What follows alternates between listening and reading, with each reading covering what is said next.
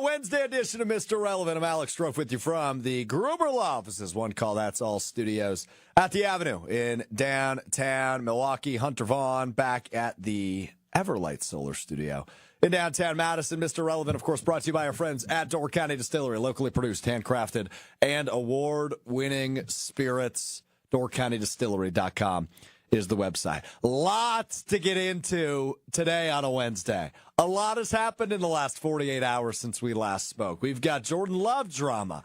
We've got Packers games. We know when they will be played. The full schedule not quite out, but we've got a good chunk of it, including a couple of interesting, well, certainly one interesting holiday matchup that we'll dive into in a minute. My buddy Josh Dimaggio. Joshy will join us in about 15 minutes. We'll talk schedule release. We'll talk Jordan Love. We're doing a schedule release show together tonight from 6 to 8 p.m. on ESPN Wisconsin. Gabe Neitzel will join us for that as well. I've never done a schedule release show before, so I'm very intrigued on how nerdy Joshy and I are going to get both in 15 minutes and tonight from 6 to 8 p.m. on 94.5 ESPN Milwaukee and 100.5 ESPN in Madison. I do want to talk about the Green Bay hiring, which we spent some time on Monday prior to it happening in a second. But first, Hunter, how are you? You seem a little stressed out today, buddy. Everything okay? Yeah, everything's good. Just a lot going on, trying to get stuff ready for the show. Found out literally like 5 minutes ago that I'm going to be on the board here in Madison for KBN at 2 o'clock. So just trying to make sure I've got everything good to go and we're settled in. It's fine. Look at us. 2 peas in a pod, Hunter. 2 peas in a pod. A couple of KBN guys today. Love to hear it. Kyle Bruston Norman. By the way, Jerry Rice, the NFL Hall of Famer, will join them today at 3:30. So looking forward to hearing that conversation this afternoon on Kyle Brust and Nortman from 2 to 5 on ESPN Milwaukee, 2 to 4 on ESPN Madison. All right, let's get into it. So Doug Gottlieb is who Green Bay chooses as their next men's basketball coach following Sonny Wick's disappearance, departure, if you will, from the University of Wisconsin Green Bay over the weekend. They waste no time. Tuesday morning is when the news came out that Doug Gottlieb will be the new head coach at Green Bay. Now, obviously, what we know Gottlieb from is from his analyst career and from his media career that spans over 2 decades. And for a couple of things that he can't run away from his past at Notre Dame when he was a player. Watch your wallets, folks. Doug Gottlieb, the new head coach at the University of Wisconsin Green Bay. From a purely basketball perspective, I actually like this hire. I think Doug Gottlieb is a good basketball mind. I do think he knows what he's talking about.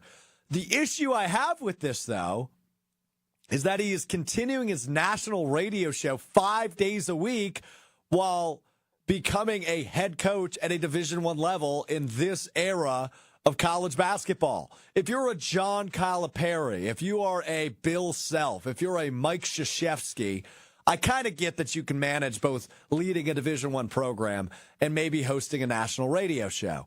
When you are Doug Gottlieb, who has never coached as a head coach at the college level, let alone the Division I level, at a mid-major program that needs a lot of attention, I just don't understand continuing the radio show. Weekly, I get it. Coaches do that all the time.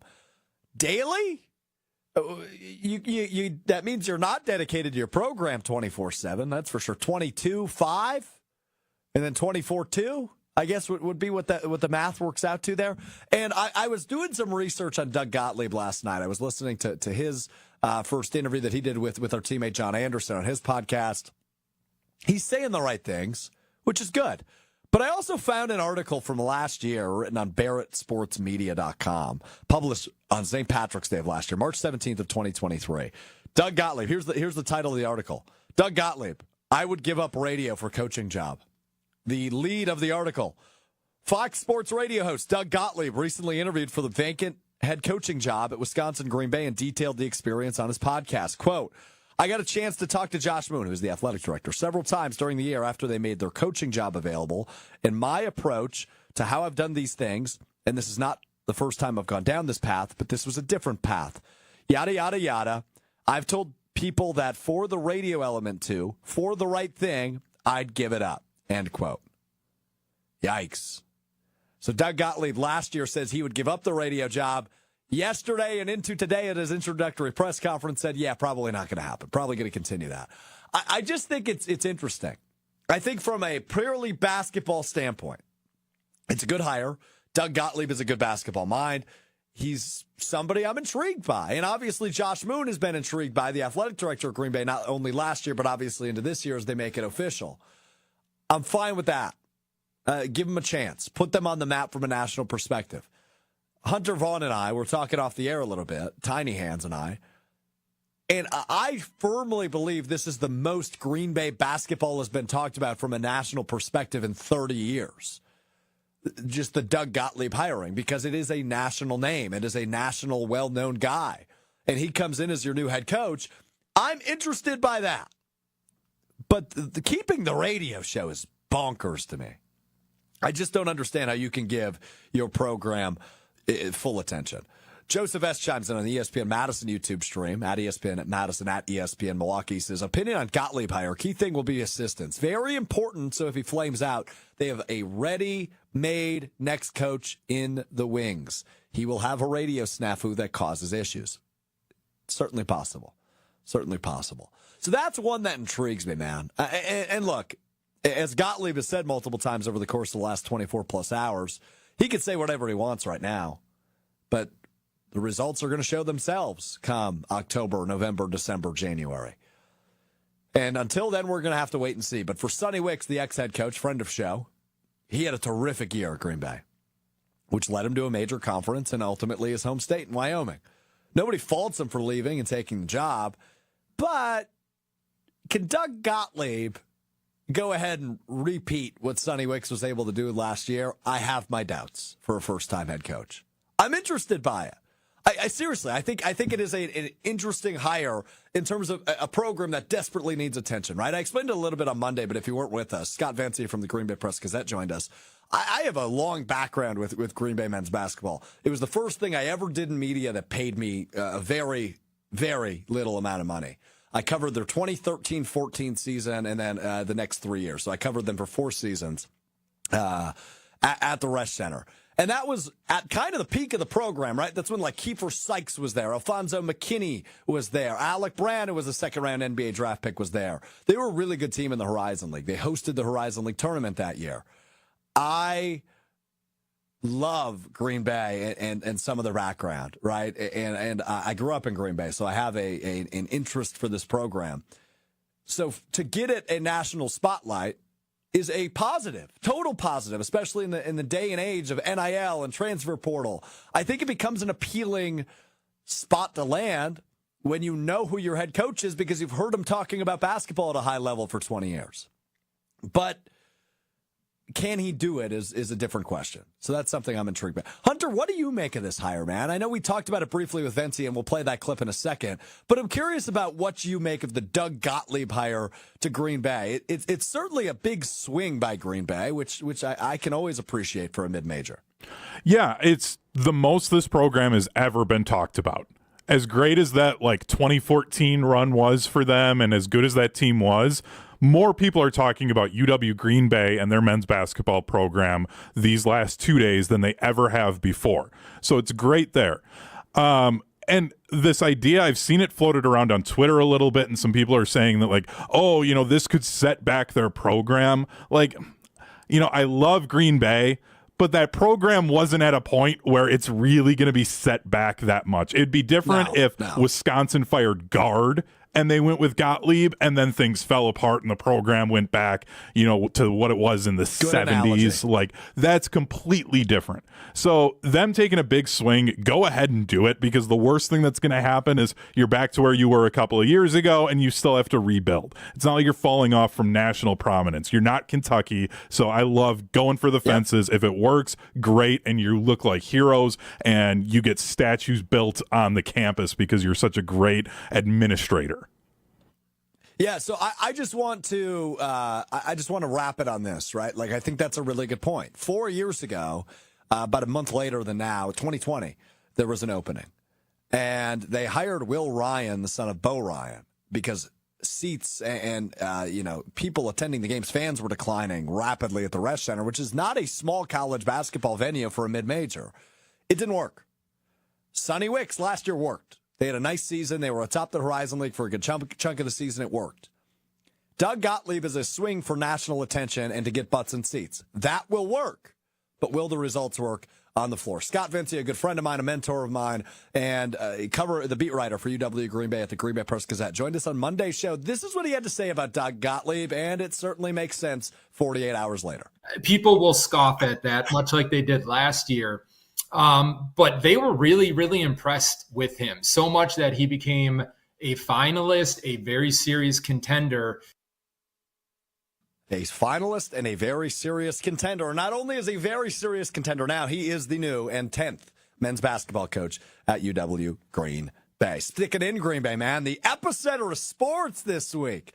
The Green Bay Packers and Jordan Love, not necessarily at a standoff, but still have not come to an agreement following Jared Goff's big contract signing on Monday, which we didn't get the chance to react to. Jared Goff getting paid, man. Big deal for him, $170 million guaranteed, an annual average of $53 million a year for Detroit Lions quarterback Jared Goff, age 29, a couple of years older than Love. Obviously has accomplished more than Love in the NFL. He's played in a Super Bowl. He has played in 2 NFC championship games, including last year with the Lions.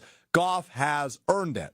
But this is a contract where I view you're paying more based on what you have done for me so far than what you will do for me in the future for Jared Goff. That ain't the case with Jordan Love. Jordan Love is more of a case of, hey, we're going to pay you based on potential and what you could possibly provide to the Green Bay Packers going forward after a really nice first year as the starter in 2023. Jordan Love looks the part. I mean, there's no arguing that. He certainly looks like a franchise quarterback. But where is this deal headed? With Goff making $53 million a year, you have to imagine the number will be north of that for Love, maybe more guaranteed and probably more annually. I'm by no means a financial expert. If you're looking for that, tune in 2 to 5 where you get the former NFL player and financial advisor Brad Nortman. He can tell you a lot more about that on the money side. I just want him to get locked up. Adam Schefter appeared on Jen, Gabe, and Chewy, 7 to 9 a.m. on 94.5 ESPN Milwaukee this morning, had this to say about the state of the quarterback position, contracts in the NFL, and what it means for Packers quarterback Jordan Love. I would have come into Jordan Love with a strong cash offer, a lot of guaranteed money. Easy for me to say the average of, let's just call it 51, 52. Do you think that that number is going down any after Jared Goff's average comes into 53? I'd have to see the structure, but I'm going to guess not. He's not going to take less than Jared Goff. And now we still have deals potentially out there for, Trevor Lawrence, maybe Matthew Stafford, Tua Tagovailoa, if that deal gets done. Dak Prescott's still out there. The numbers on these deals don't go down. They just don't. And so it'll be up to Russ Ball to see if he can get this deal done, wants to get it done. Don't think that they're anywhere close to getting it done right now. And those are conversations that'll occur here in the days and weeks to come. That Adam Schefter, ESPN NFL Insider on Jen, Gabe, and Chewy on ESPN Milwaukee this morning. So, yeah, you have to take into consideration what that means, right? What the other quarterbacks are going to get. And if you're Jordan Love in his camp, of course you're going to hold out as long as you can because you're going to naturally get paid more. And I think when it comes to Russ Ball and the Packers and everybody else dealing with the contract negotiation and ultimately what we know will be a deal, you're just trying to offer the most guaranteed money and try to keep it in that ballpark because Schefter's right. Not that I need to validate Adam Schefter, but Schefter's right. This is only going up. So if you can get him at 53 and a half or $54 million a year, do it. Do it. The cap's going up. The cap has doubled in 13 years. When Aaron Rodgers signed his huge deal in 2011, the cap was less than half of what it is now. So yeah, do it. It only makes sense to just get him at whatever you think is a good value, and it's going to be over $53 million a year. Schefter also on Jen, Gabe, and Chewy this morning, before we get to Hunter on this, said this morning, quote, he doesn't think they're close. Quote, right now, they're not close to making this happen, end quote. Adam Schefter on the Jordan Love deal with the Packers. That's okay. It'll be done by week 1 when they go to Brazil and they play the Eagles. It'll be done by then. I just imagine it probably won't be done this week. And it might not be done next week, but that's okay. This isn't Aaron Rodgers anymore. You're not dealing with dramatics and threats and bitching and moaning on the Pat McAfee show. That's not the case anymore. It's Jordan Love. It's his first big contract, right? Like first-round picks get paid nicely, and he got paid nicely to be a backup and ultimately the first-year starter with the extension they signed him to last May. But this is a huge payday for Jordan Love. He's going to get it. He's going to sign it. And he's going to be the Packers quarterback of the future. No worries about it. Hunter, go ahead. I think the only concern, though, is the idea if Goff is sitting at 53, it is, and then you see Dak and I think Trevor Lawrence, if they both get deals done before Jordan Love and they push that up to like 55, 56, and then Tua also gets one done, he's going to go above the two of them, and all of a sudden you're sitting at that 58, 59. Jordan Love has an argument to make that he should be paid more than all of those guys, and suddenly you've hit the $60 million mark, and that's where it just gets concerning because you're taking up such a big percentage right now of that cap space, and it just eventually it comes back to hurt teams if your quarterback gets up to that 20% range, which is about where it's looking like he could get if you're getting into that 60% spot. So that's where if I were you, Strouf, and the rest of the Packer fans, I'd be a little concerned because I can tell you as a Cowboys fan, it sucks when you have to pay quarterbacks a lot of money for a long time. Well, I know that, right? Like we just had the Aaron Rodgers experiment where he's But Aaron Rodgers Rodgers actually won playoff games. That's the difference. He did. Jordan Love's right. won a Between him and playoff game. Dak. Like, I just, Yep. it sucks if you're paying a guy a lot like the Cowboys had to with Dak, and you're like, yeah, we see potential. We see it there. He's done it a little bit, and then you end up not getting everything you were expecting to out of it. So I get what you're saying on that. But to be real honest with you, Hunter, I just don't see it being an issue until it is. Because I don't understand how the cap works. I don't. It goes up a ton every year. There's always more money, right? And you can always push it, and you can always change it, and you can always make it look differently, right? Like Tua is the one I'm interested by because there's a ton of money invested into that wide receiving core, and there certainly will be once Jalen Waddle has the next contract to sign. Tyreek's not cheap. Tua's not going to be cheap. And that defense is pretty stacked too. Miami, who's on the Packers schedule this year, which we'll get to in a second. They're more interesting to me than Jordan Love, who's got a couple of years now, even if he's taken up a 20% of the cap, or nobody else is really making that much on the offensive side of the football. I don't know. Joshy will have more of an opinion on the cap. He's much smarter than me when it comes to dollar signs.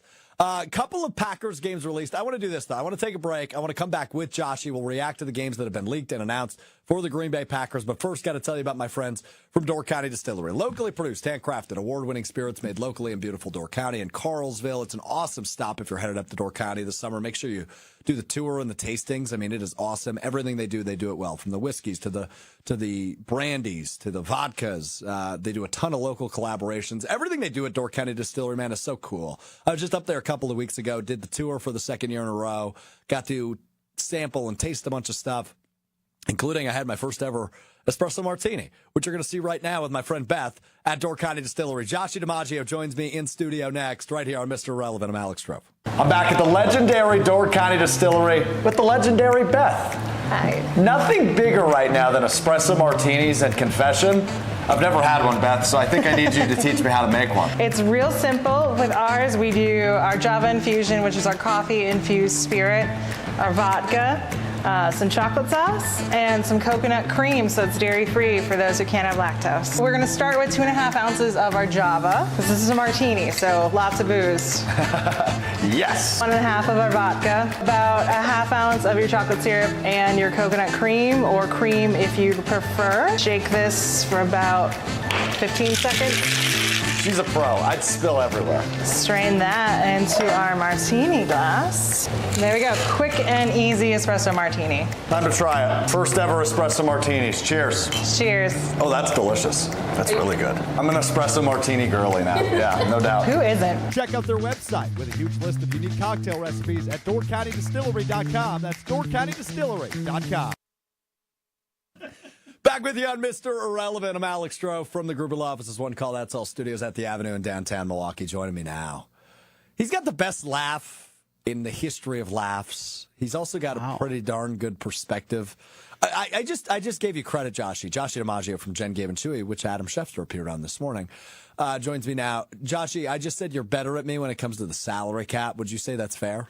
I'd say that's accurate. I'm certainly not as good as Brad Nortman in terms of, doesn't he have an MBA in like financials? He's got I looked it up yesterday. He's got a CPA and a CFP, not college football playoff. I mean, something else. Yeah, I certainly am nowhere near our good friend Brad Nortman in terms of that, but I do understand it because I spend a lot of time looking at it and figuring it out. And I mean, it is to a certain extent just basic balancing of books, setting salary cap numbers, guaranteed numbers, signing bonuses, and all that. I don't know the intricacies of how it all works, but for like the common understanding, I know the phrase, and it's the salary cap is fake, the salary cap is real. The salary cap is absolutely real. You can't go over it.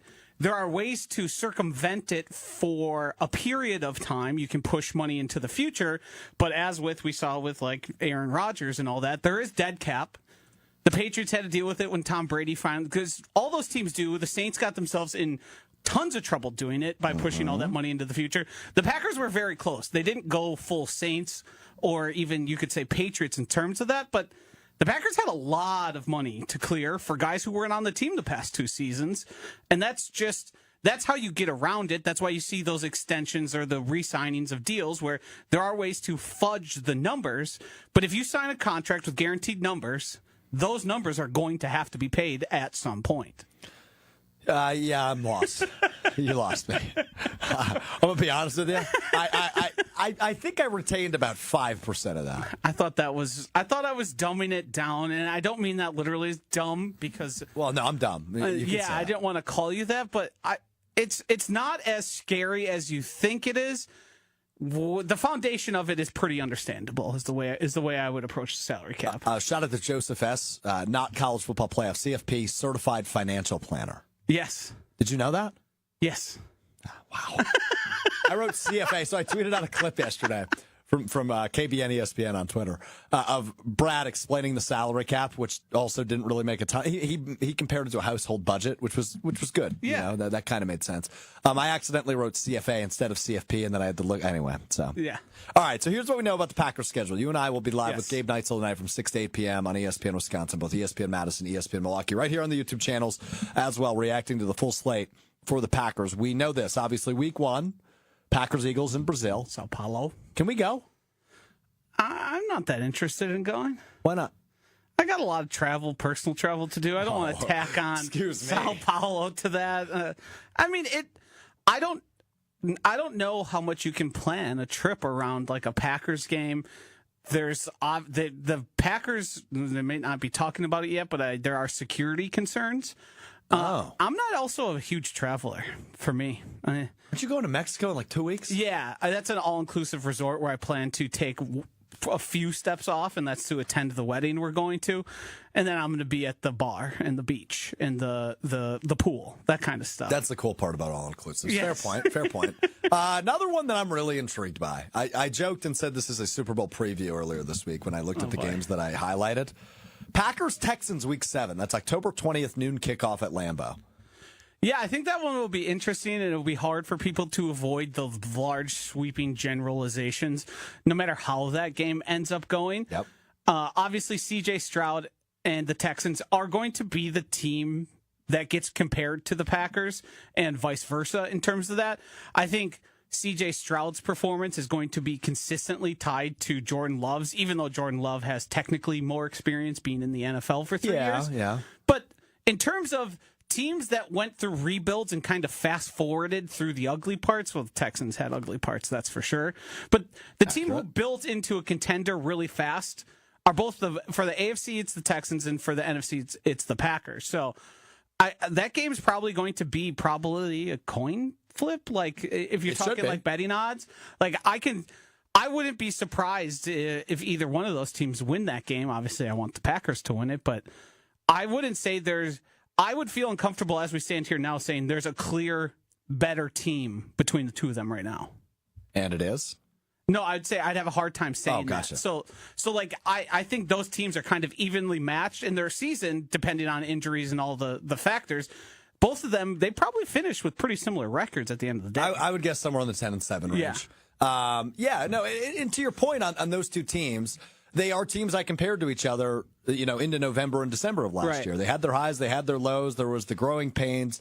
Now, the Packers' quote-unquote rebuild was much quicker than Houston's, because Houston had the, number 2 overall pick, and then ultimately they traded up to number 3 or whatever it was last year to get C.J. Stroud and Will Anderson, who respectively each won the Offensive and Defensive Rookie of the Year last year. So they are really intriguing, similar teams. Yes. That's a game that really excites me. And I joke when I say it's a Super Bowl preview, but could it be in 2 or 3 years? Maybe. To think that if I would place money on both of those teams ending up in their respective championship games, and then at that point, it is what it is, what happens there, within the next 2 years, I would almost guarantee that. With the way both of those teams look, the upward trajectory they're both on, they rebuilt even faster than everyone expected, and same goes for the Packers. Packers, halfway through the season, we thought the rebuild was going to take longer, and then they ended up winning a playoff game. The Texans, everyone was kind of like, well, we see it here. We like the coaching hire. We like C.J. Stroud as a guy, and he came on the scene and was instantly one of the better young quarterbacks that everyone was like, wow, I think they've got something here at the quarterback position, which, as we know, it's the most important part of this whole damn thing. Oh, is it? Yeah. You learn something new every day. On YouTube, at ESPN Milwaukee, Strong Woods says, please give us Packers versus Lions Thanksgiving Day. Strong, I am sorry to report. Will not be the case, but the Packers will be playing on Thanksgiving Day, according to Matt Schneidman of The Athletic, which is where all these leaks are coming from. Just, Matt Schneidman of The Athletic has leaked about, I think, 4 of the 17 games. Yeah, and there's a few more out there, but I feel uncomfortable. If it comes from Matt or a beat writer, I feel comfortable running with them. Everything other than that are from counts I've never seen before. I'm not going to speculate with people that haven't been right before. Matt had the entire schedule right last year, so I will say you could probably set this in stone. Mm-hmm. Packers Dolphins Thanksgiving night at Lambeau Field. That's a 7:20 Central kickoff on Thanksgiving night. From a fan perspective, holy crap, that's awesome. Yes. From a work perspective, I apologize in advance to my family that I will not be attending Thanksgiving this year. Is there a little piece of you that is kind of like, I kind of get out of something I didn't want to necessarily do every time? Thanksgiving's my favorite. That's fair. Thanksgiving is a good one. But sometimes you get to kind of work around the travel. That's a plus. Fair. If you got to do a lot of traveling in one day. But what you got to keep in mind is my family's in Green Bay. I will have to be in Green Bay for this game. To do Green Bay game day. Yeah. So I'll probably do Thanksgiving in the morning. Then I don't know how that's going to work. If it's a 7:20 kickoff, I'm on the air at 4 o'clock. I don't know. I haven't thought about it this far yet. But Packers Dolphins Thanksgiving night. Now, obviously, last year a quote we ran with a ton in our business, Josh. It was John Runyon early in the season. Now the Giants right guard, but at the time the Packers right guard, comparing the Packers offense to the Dolphins offense, who was the highest scoring offense in the league for a majority of last season. There are some similarities. Obviously, Mike McDaniel and Matt LaFleur, two of the best young offensive minds at the head coaching position in the league. Tua and Jordan Love, same draft class, both looking for paydays this offseason. I'm very, very intrigued by this game. I think it is a terrific way to end Thanksgiving's slate of football games. I think there's 2 interesting things that will come out of this game is, will it be like a high-scoring affair? Will it be kind of one of those games where it's trading blows back and forth? You hope so for Thanksgiving. And how will Hafley's defense look against? Now, I don't know the full schedule, but in terms of passing attacks, it's hard to pick a passing attack that is more feared than the Miami Dolphins.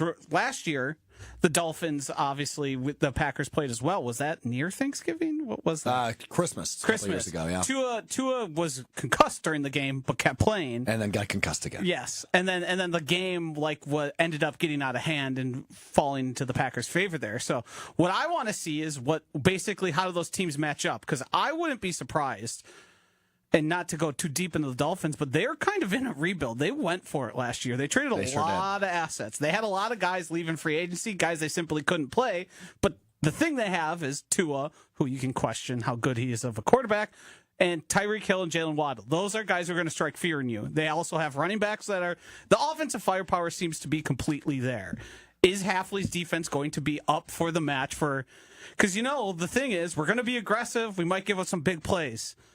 Well, that's a big play team waiting to happen. So before we dive into the rest of the league schedule, which I'm very intrigued by a couple of the other ones that Matt Steinman tweeted, what are you most looking forward to for this Packers season? I think there's two obvious ones, right? It's either Hafley's defense and what it looks like and how successful it is, or B, and I hate to use the word fluke because I don't think when you string together a 8 to 10 game stretch that Jordan Love did last year, you can call it a fluke. Yeah. But to make sure Jordan Love is really as good as he looked towards the end of last season, which of those two things intrigues you more? Is it Jordan Love's encore performance in his second year as the full-time starter, or is it what Hafley's defense truly looks like? I think it's Hafley's defense. Pretty much by far. I think I've settled in my mind the Jordan Love debate. I know what his ceiling is, or I know what his floor is. Let's put it that way. And it's much higher than you would expect. Than it initially was. So I don't know if Jordan Love is going to be as good as he was the final 8 games of the season. It's hard for anybody to be that good. Those are MVP type numbers. But you can make a case for that. If he's not like that for 8 consecutive games, hopefully, 4 here, take a game off, 4 more there. It's all about the defense. The defense has been the story for the Packers for as long as I can remember. Always. Are they good enough? Do they have it there? What's it going to look like? Are the players going to be able to adapt fast enough? The other things I'm really intrigued by this season are who emerges in the wide receiver room, who kind of becomes the go-to guy. Is it Jaden Reed or is it Dontavian Wicks? Does Christian Watson play and make a giant impact? And the other thing I want to see is how does LVN, Rashawn Gary, Preston Smith, Kenny Clark, Carl Brooks, what does that mean for the defensive front? They had Jerry Montgomery for a long time as their defensive line coach. A lot of those guys didn't develop along the defensive line. They gave a lot of assets. We saw very little production. People are going to question Kenny Clark for as long as he's been around. Now he's no longer a traditional nose tackle, which he stopped playing later, but he played a lot of snaps, and now he's truly a get after the rusher or get after the passer guy. How much does that change? And is there a new look with that defensive line? Those edge rushers going from the traditional 3-4 outside linebacker, and now their singular job is get after the passer. I want to know what that looks like, and is Rashawn Gary going to earn the contract he signed a big extension with? Yeah, you need to get him to double-digit sacks. Yes, and this needs to be the year it happens. So we will see when/if that ends up happening. Josh, I got to be honest with you, you're completely out of your shot right now. Am I? Where is it? Move to your left. There you go. Oh, now Hunter's trying to fix. Oh, boy. We're just causing stress back at the Everlight Solar Studio. Hunter, I'm very sorry. Sorry, Hunter. Josh, you are pissing me off today. I am losing my mind. Just sit still. God. Sorry, my bad. I was getting fired up talking Packers. Hey, all we can ask for is passion. Anybody listening on the audio side, they have no idea. Yeah, Anybody no watching on the video side, though, has been watching Hunter's struggles trying to keep you in one spot, and it has certainly been a struggle. It's like a pregnant woman when the baby's kicking, man. You're doing flips right now. I'm locked in right here. There you go. Love it. Other leaks. One just came through. Alec Lewis, who is the Vikings beat reporter for The Athletic, and it has been confirmed as well by Matt Steinman. He's heard the same thing. I don't know that this will be the home opener. I would guess not with the Packers in Brazil week 1. I would imagine their home opener is week 2. But Vikings at Packers week 4 is the first, at least confirmed so far, divisional matchup for the Packers. And it's at home against the lowly Vikings. Let me just ask you this, because I don't think the Vikings are very sexy this year outside of some of their skill position players. Will J.J. McCarthy be the starting quarterback week 4 when the Vikings come to Lambeau? That's interesting. You don't want to start a rookie quarterback on the road for the first time. That's definitely not how you want that to go. So either he starts the season and they roll with it, or Sam Darnold time? Yeah, because at that case, you're going to send J.J. McCarthy for his first start, or maybe it happens a week or 2 earlier, but sending him into Lambeau for his first game seems like not the best situation. I love how this schedule broke up, by the way, late. So you get Packers and 49ers at Lambeau in week 12. You have Packers-Dolphins night game at Thanksgiving night. And then Monday Night Football in week 16 at Lambeau, Packers-Saints. So you've got 2 definitely late games. And then the 49ers is a 3:25 kickoff in week 12. I think that is also a November game, if I'm not mistaken. So you've got a bunch of late season, afternoon, late night kickoffs against pretty solid opponents. I don't know what the Saints will be this year. that Monday Night Football game could be interesting. It could be awful. I really don't know. But those are all the league games. Are the Packers going to meet the maximum of the 6 primetime games? Yes. Yeah, I think so. I would be shocked if they don't. You have to go. Now, does week 1 count since it's on Amazon? What is it on? Peacock or Amazon Prime? I don't Peacock. believe those games count because it's not a Sunday or a Monday. I think those games kind of get put into their own special bucket. Okay. Because those Saturday games, you could play a 7 p.m. game on a Saturday, and I don't believe that counts towards your prime time viewing of the traditional NFL schedule. Yeah, I really don't know how that all works out. I don't either. I honestly learned a little bit watching Brad's video that you guys put out on YouTube of him predicting the schedule. Yeah, he's 0 for 6 right now, by the way. It's been a tough go, but I did learn some basics about the schedule that I didn't know. Things I figured and things you assumed. Sure. But now it's kind of put it all into perspective for me. There we go, my man. All right, non-divisional opponent. Which game intrigues you the most, even if it hasn't been leaked yet? Is it, off the top of your head, is it that Niners game? I mean, I know we talked a little bit about the Texans. Name a couple more for me. I don't have it in front of me here. I mean, I don't have it in front of me either, Joshy, but I did talk about it on Monday. I think the Dolphins, Niners, Texans were the 3 I highlighted on Monday that excite me the most. I think the San Francisco game is interesting in terms of measuring stick. Yep. That's a game where are the Packers going to be good enough? And it's late. It's week 12. Yes. I also think the game that intrigues me is the the Colts game. Kind of see where they are with Anthony Richardson. I've seen leaks that will be the home opener week 2, Indianapolis and Green Bay, but that has not been confirmed by anybody I trust quite yet. And then I always love Rams Packers, the McVay connection with that was so bad last year though, and obviously Stafford was out of that game. Who started for them? Rippon.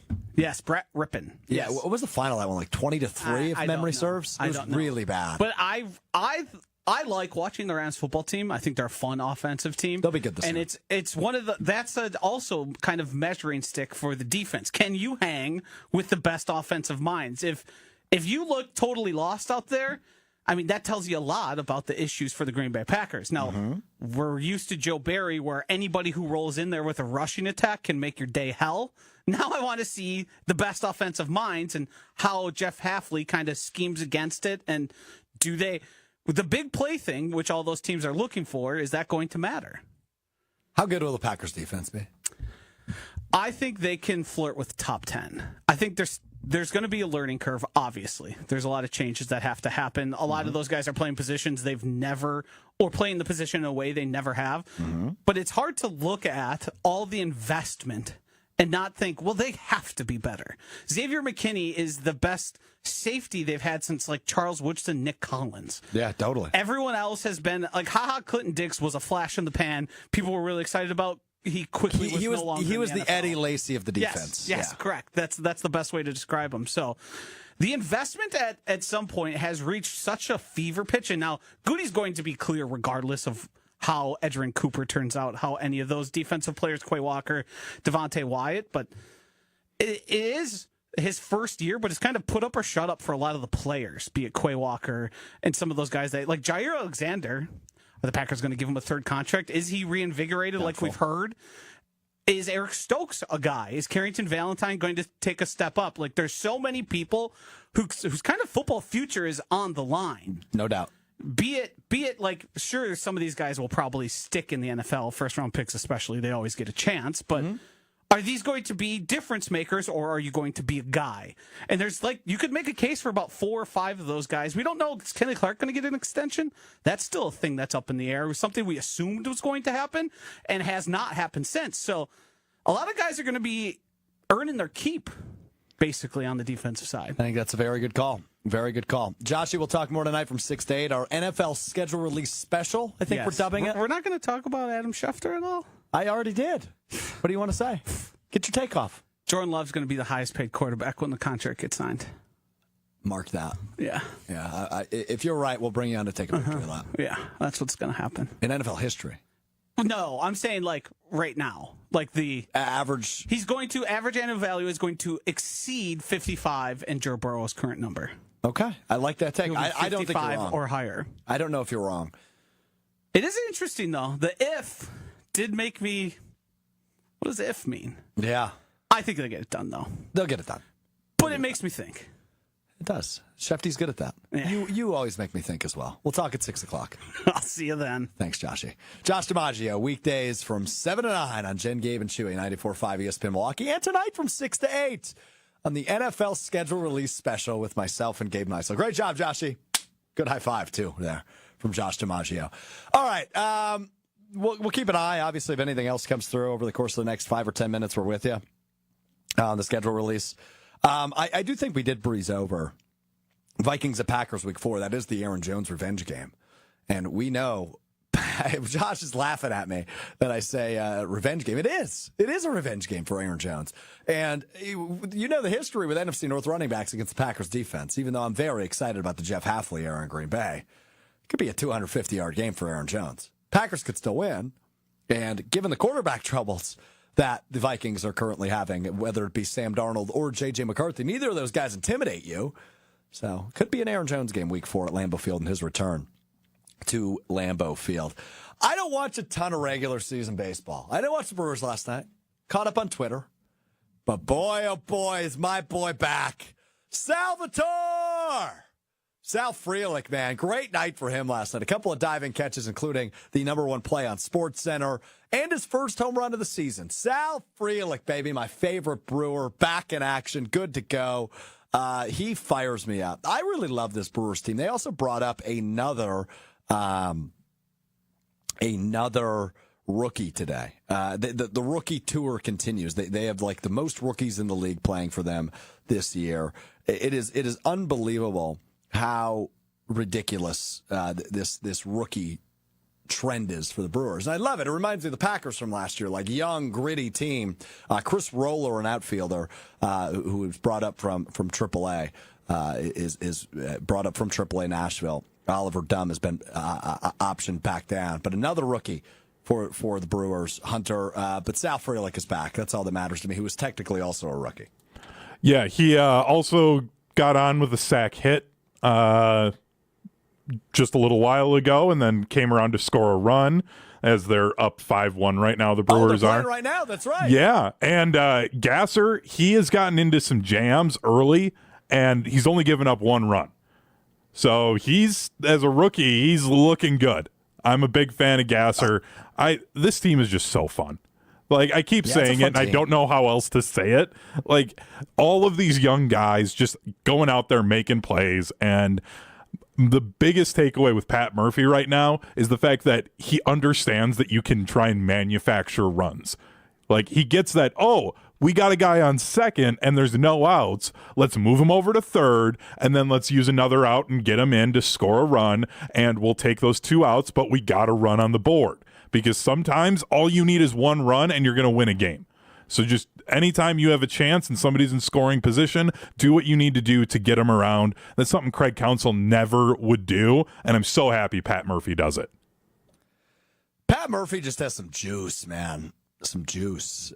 He's given this team some energy, some fire. I mean, we've seen the brawls they've gotten into and some of the pissed off exchanges that have happened. You love to see it for a team that didn't have high expectations. A 1.5 lead over the Cubs for the NL Central right now. And they're up, as Hunter mentioned, 5-1 over the Pirates, middle of the 4th right now as it stands. Just up the road at AM Fam Field. All right, time to wrap up the show as we do every day. You learn something new every day. I learned something new today. It's time now for what Strouf Learned.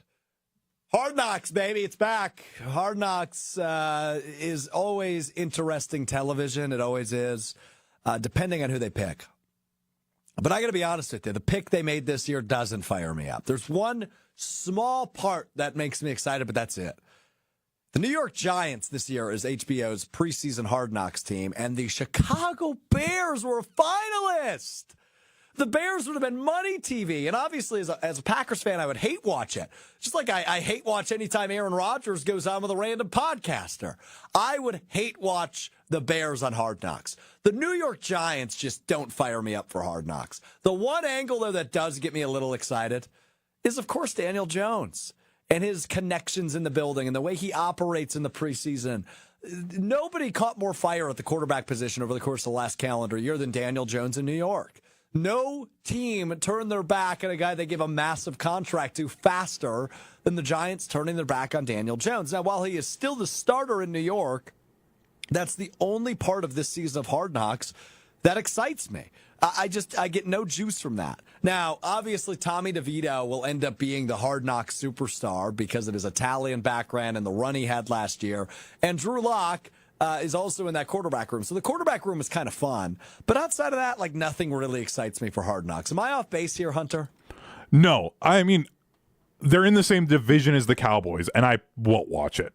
Like, I feel like the Giants are the only team in the NFL where I'm like, yeah, I'm not watching it. They could have gone to the Vikings, would have watched it. The Lions, absolutely. Like, any of the AFC North teams, I'm tuning in. Like, it's crazy that the NFL somehow picked the one team that I think, unless you are a Giants fan, you're not watching them. Like, it's just such a bad pick. No, it is. It is. You're spot on with that. So we will see. I'll probably still watch episode 1. I didn't get that far in with the Jets last year, and I was super intrigued by Aaron Rodgers, of course.